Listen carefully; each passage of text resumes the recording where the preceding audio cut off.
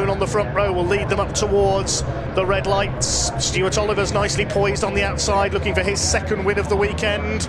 Revs beginning to rise, the pack about to be unleashed for race number 4 here at Brands Hatch. We're aware another cracking start down the outside by Stuart Oliver. Look at Nathan Smith trying to get up the inside in the number 11, but I think Neil Yates has just about held his advantage on the inside as they tumble down Paddock Bend for the first time. Are they all going to make it round? David Jenkins goes wide, so does Ryan Smith. Jenkins onto the gravel, but he keeps it going. Everybody will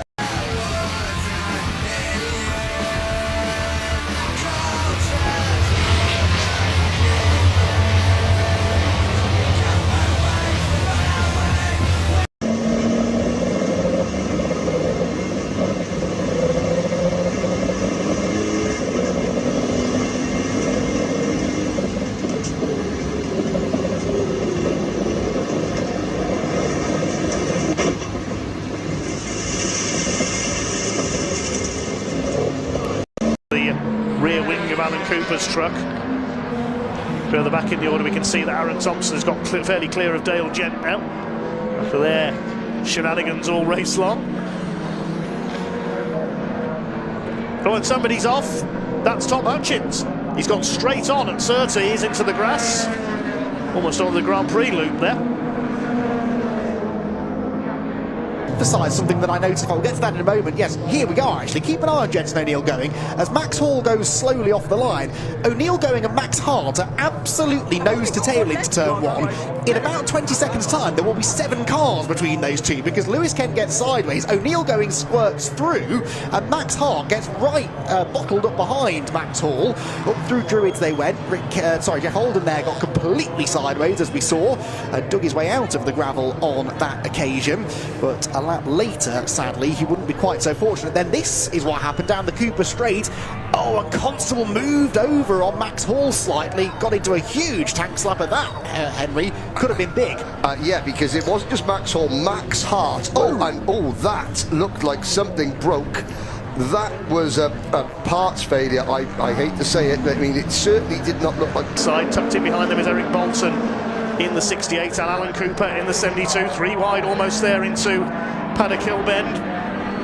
Look at the way that's a tangle there, Mark Willis and Dan Fisher, and Fisher goes through the gravel. Mark Willis fishtails around and he spins.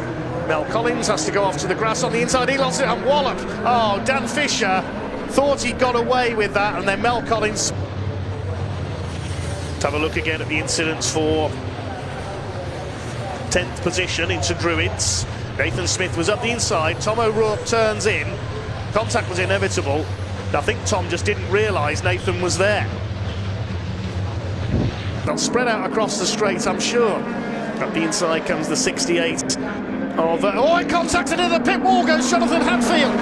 Goodness me, how did he hang on to that? I thought he was going to spin across the track there. Relatively closed, and Jensen, well, serves Maudley up the rear. There's more contact on corner exit. This could really work in the favour of Jensen Mason right now. They need each other again. O'Neill going off the road. You can see that coming from about half a lap before, and Maudley goes through. Mason could yet get on the podium. He could indeed. The clock is straight. Rise. Ricky Collett and John Bowler lead them up towards the red lights. The British Truck Racing Championships weekend finale is go. And a great start by Michael Oliver. He's going to try and make it 3 wide. Look at this into Paddock Hill Bend. You can't get 3 trucks. You're hard pressed to get 3 cars through there. Never mind 3 trucks. They've made it round. John Bowler runs wide, kicks up some dust. Ricky Collett holding the inside line. Who's going to come out with the lead? Into is Nathan Smith on the grass further back. Ricky Collett has just about held his lead. A bit of push and shove sends John Bowler out wide. He's been pushed wide there in every race this weekend. They've all somehow made it round. Warren Harvey's made up a couple of places from the back, or somebody's off.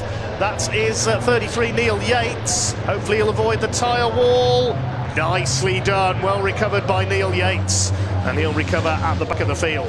Hadfield sideways, and I don't know how he saved that. Oh, talking of saves, there's another one as Dale Gent gets into the back of Eric Bolton. We're 3 wide into the pit straight. Look at this, Aaron Thompson dives past both of them up the inside.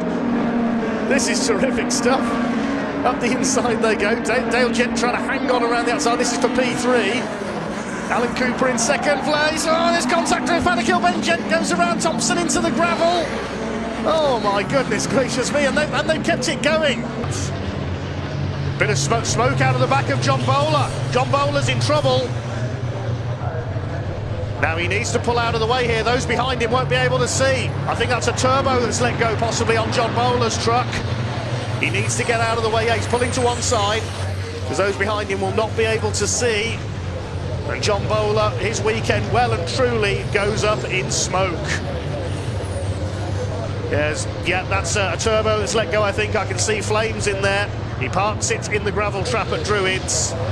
Let's hope that the officials can deal with that. Craig Reed still attacking Stephen Powell. Oh, and it was contact with Bradley. Rise, Hyundai versus Honda on the front row of the grid as the 2026 season gets underway now. Brad Hutchison went very, very early indeed, and Carl Wardley is collected by Lewis Kent. So Max Hall, I beg your pardon, collected by Lewis Kent. Disaster. There is the Honda, the rear end of a Honda. Issue that reared its ugly head again. Let's have a look back, Andy. Oh dear. Yeah, keep an eye on the yellow and blue Honda. Hutchison caught my eye. He went early, and then Max Hall went and then stopped, and Lewis Kent just get pinched